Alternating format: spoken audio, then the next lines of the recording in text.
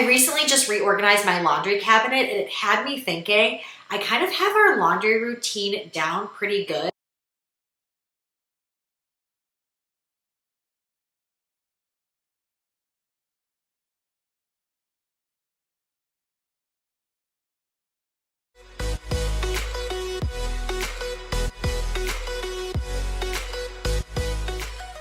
A quick bit of background before we jump too far into things. We have a 2-story home and all of our bedrooms are located upstairs, and we're very lucky that our laundry room is also located upstairs. So keep that in mind as I'm talking about ease of bringing things to the laundry room. Your situation might be a little bit different. If your laundry room is not located on the same floor as your bedroom or some of your bedrooms, or maybe it's like in the garage or the basement or something like that, that might kind of change the way that you want to do things. But like I said, we are a family of 4. I have a 2.5-year-old and a 7-month-old, and then my husband and I are also producing a lot of laundry, and all of our bedrooms are upstairs. And I think the first thing that would make the most sense to talk about is how I prefer to sort laundry before it goes into the wash. The way that I do that is I sort by room primarily, and that is just because it makes it a lot easier to wash those loads and then dry them and bring them back to the proper rooms,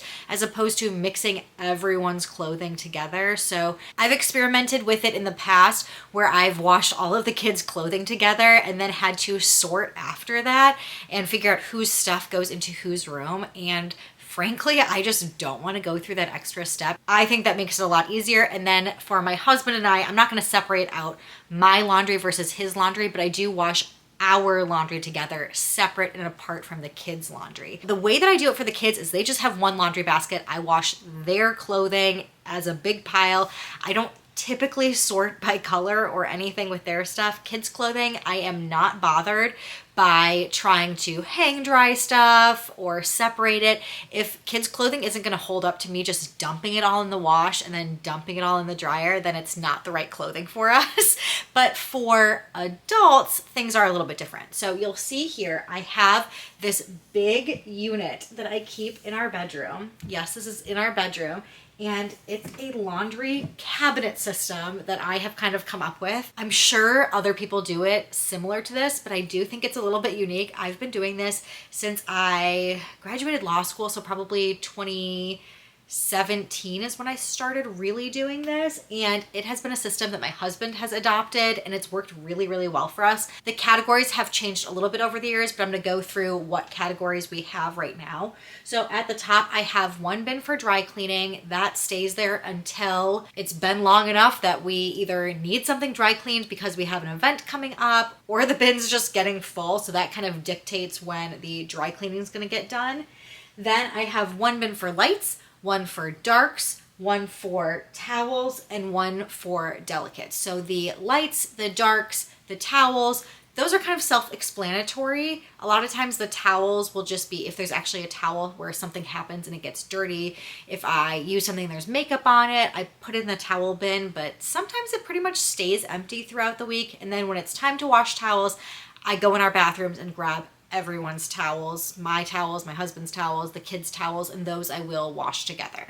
Now, the delicate category is a new one for us, and I think it's the most ingenious thing ever, but you tell me what you think in the comments below. Again, I'm trying to come up with ways to simplify my life here, make the laundry process easier, and the one thing I hated about doing our load of laundry was every time I washed clothing, I was worried if I was washing it on the right setting, if there was something that was delicate in there that needed to maybe be put inside of a lingerie bag before it was washed, or again, change the water temperature settings or something like that. And then even after I got past that step, I felt like I was constantly hunched over the washing machine, picking through, okay, this needs to hang dry, this can go in the dryer.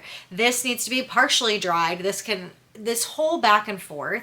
So I decided that anything that has like special washing instructions is just gonna go in a separate bin, the delicate bin. That way, when I wash the lights or darks, I just dump those loads in the washing machine, dump them in the dryer, and then we go ahead and fold them, and I don't have to think about those extra steps, and it makes those loads so much easier. And then when I go to wash the delicates, I know that I'm going to wash the entire load on a delicate cycle. Most of those garments will probably need that delicate cycle anyway, and then I'm going to be really conscious of what I'm going to do in terms of drying for all of the items in the delicate bin. And it has made things so much easier for me. I did mention that there was a category that I used to have, or that categories used to be a little bit different. I used to have a separate bin for workout clothing because I used a special laundry detergent for workout clothing, but it just gives you the idea that you could customize this type of system for whatever works best for you. And yes, it does take up a lot of room, but this was kind of dead space in our room. Maybe you have some dead space in your closet, and it looks, I think, completely fine. With the cabinet closed, you would never know that there's dirty laundry in there. So don't feel like you have to get big, giant laundry hampers that take up a ton of space. If there's a vertical space or a way that you can store it that way, just figure out what works best for you. But I love the concept of pre-sorting because it makes it so much easier to adjust your washing settings, but also to put clothing away. In the laundry room, there are some things that I keep very handy that I want to go over and show you some of the organization we have in here. Of course, I like to have our laundry detergent, dryer balls, some sort of oxygen booster of some sort, all ready to go. Now, we use powdered laundry detergent for the most part. I've kind of been switching around, and if you are interested in a laundry detergent review, I have a couple of laundry detergent review videos that I will link for you if you would like to watch those and get my opinions on different laundry detergents, both powders, liquids, some more eco-friendly options, or natural, less chemical options. We also do use dryer balls. I've stopped using dryer sheets for quite some time now. And then, like I said, some sort of oxygen booster or stain assistant. We also keep in our laundry room this little collapsible bucket. Let me dump everything out here. There is a little drain in there. I don't know if you can tell. That makes it so you can drain the water in and out of it. You could fill it up and put some of that oxygen booster in there. I like to keep the kids' clothing in here that is covered in stains. So when I notice I take something off of them that's covered in stains, I will open up my cabinet here. And yes, I do have a kids stain remover. So I will spray it with the kids stain remover. And then a lot of times right before I'm going to put it in the wash, I will load this up with some water and a little bit of that oxygen booster and get things soaking in there. And then I can just take this tub and dump it directly in the wash. If there's enough clothing that is really, really stained or dirty, then I can do a full load of stained clothing. If you have young children, you know that that's not actually crazy to do a full load of potentially stained clothing, because that way I can pay attention to the clothing and make sure I've gotten the stain out before I put it into the dryer. If you don't know that trick, anytime you have a stain, you basically have a second shot at it as long as you don't put it through the dryer. When you put a stain through the dryer, it makes it that much harder to try and get the stain out if you don't get it out the first time around. Some other things I keep in the laundry cabinet here. I have this Lazy Susan that we just talked about with the kids stain remover. I have another stain remover that I buy in bulk and just fill up here.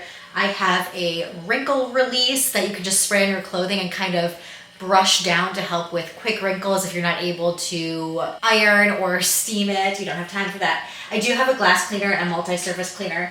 And then I also have this rinse and refresh. It is from Downy. I will say is not one of those like chemical-free or natural options, but sometimes if I have a very, very stubborn stuck in scent, I will use this rinse and refresh. It's just not something I use on a regular basis. I do have traditional laundry detergent. This is just the Kirkland brand, and I use that for rags and pool towels and things like that where I really want to just get a deep clean and I don't necessarily care as much about it being a more natural option. I just want to get it clean and don't want to spend a ton of money on the laundry detergent I'm using to do that. The last couple of things I have here are this bin with lingerie bags in it. I have some that are meant more like for bras, other ones that if I have articles of clothing that have maybe Velcro on it or just small things that I don't want to get lost, I'll use those. I do have some more rubber dryer balls in here. These are great if you wash maybe a down jacket and you want to agitate it a little bit as you put it into the dryer to help refluff it. So these have a little bit more structure to them than the wool dryer balls, and that helps a lot. Then the last bin I have here, this cleaners bin, is kind of a catch-all bin, and it does shift around a little bit. I have some Static Guard. This is a great hack secret. If you have like a dress that's sticking to your legs, I will spray a little bit of Static Guard on, which helps a ton. I have back here some washing machine cleaners. I also have a bleach alternative. This stuff is great. It is a more natural option to using bleach, and they are powdered pods, so you don't have to worry about getting accidental bleach stains on anything.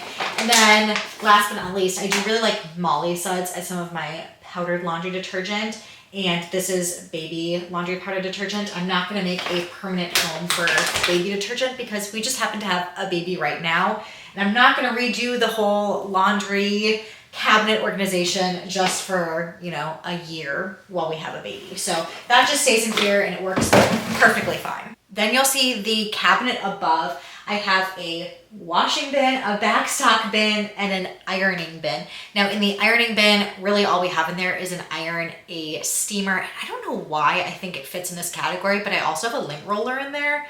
I just mentally, I know that's where it is. Maybe it should be in a different category. Backstock is actually empty right now because I did just do a whole bunch of decluttering. And then the washing is more so backstock, but it's just backstock in regards to washing. So I'll pull that down so we can see it in just a second. But I also wanted to mention over here, I do have a collapsible laundry bin up there. That is what I use to grab all of our clean clothing, and then I bring it to the proper rooms to fold. I just like having a separate laundry bin because I personally am kind of grossed out by the fact that you could use your dirty laundry bins to then transport your clean clothing. I don't know. This one's collapsible. It's really great. It works well for us. I don't even need to collapse it because we have a big shelf there. And then we have a nice little rack here that I can hang dry some stuff on up there. And then what's in this washing bin are basically the back stock that's all laundry related.